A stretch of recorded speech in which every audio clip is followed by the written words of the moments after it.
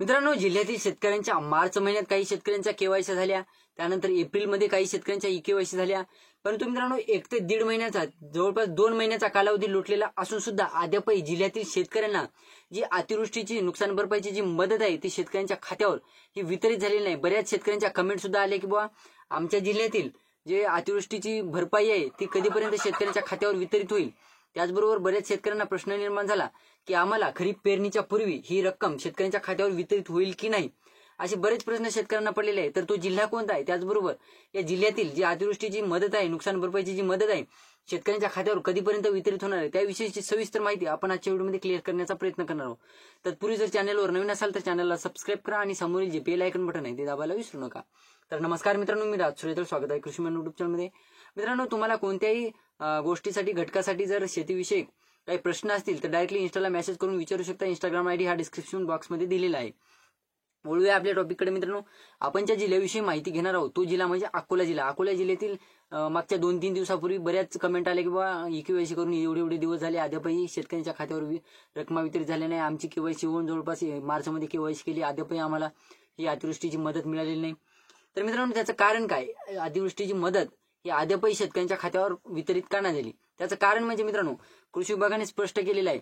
याच्यामध्ये जवळपास खरीप हंगाम 2024 मध्ये झालेले जे नुकसान होतं त्या नुकसानीचे जे ई-केवायसी करायला लागले होते, नुकसानीच्या याद्या तयार केलेल्या होत्या, तर जिल्ह्यातील शेतकऱ्यांचं प्रचंड मोठ्या प्रमाणात नुकसान झालेलं होतं.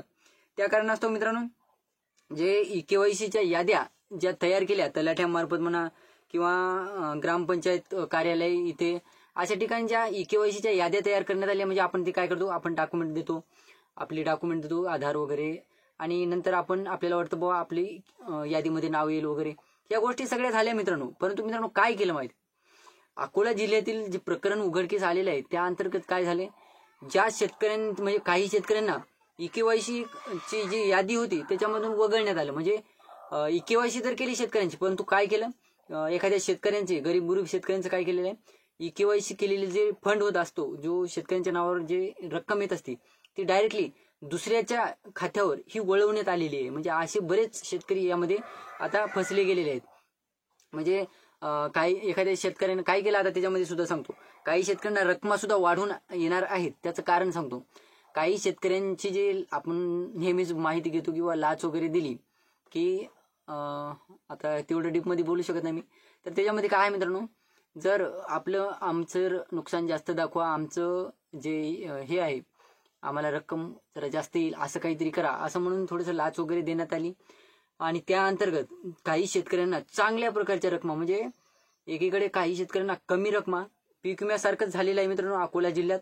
इथे अतिवृष्टीची नुकसान भरपाई सुद्धा सेम कंडिशन आहे. इथे सुद्धा थोडंसं देऊन घेऊन इथे सुद्धा काही शेतकऱ्यांना चांगल्या प्रकारच्या रकमा वाटप होणार आहेत. त्याचबरोबर काही शेतकऱ्यांना या अत्यंत कमी, तर काही शेतकऱ्यांचे जे रकमाच आहेत ते दुसऱ्या शेतकऱ्याच्या खात्यावर ह्या वळवण्यात आलेल्या आहेत, ट्रान्सफर करण्यात आलेले आहेत. हे प्रकार अकोला जिल्ह्यात मोठ्या प्रमाणात, मग ते महसूल मंडळ कोणताही असो, कोणतीही ग्रामपंचायत असो किंवा कोणतंही गाव असो, मोठ्या प्रमाणात या गोष्टी घडलेल्या आहेत.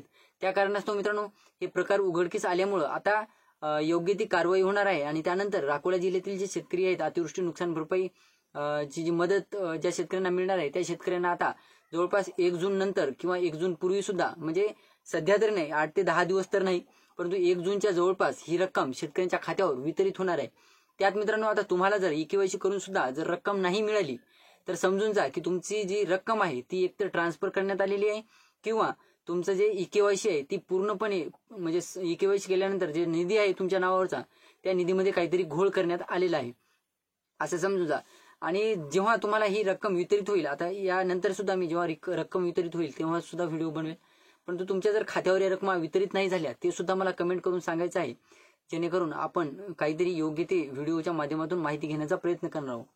तर 1 जूनच्या जवळपास मित्रांनो, ही जी अकोला जिल्ह्यातील जी अतिवृष्टीची मदत आहे ती शेतकऱ्यांच्या खात्यावर वितरित होऊ शकते.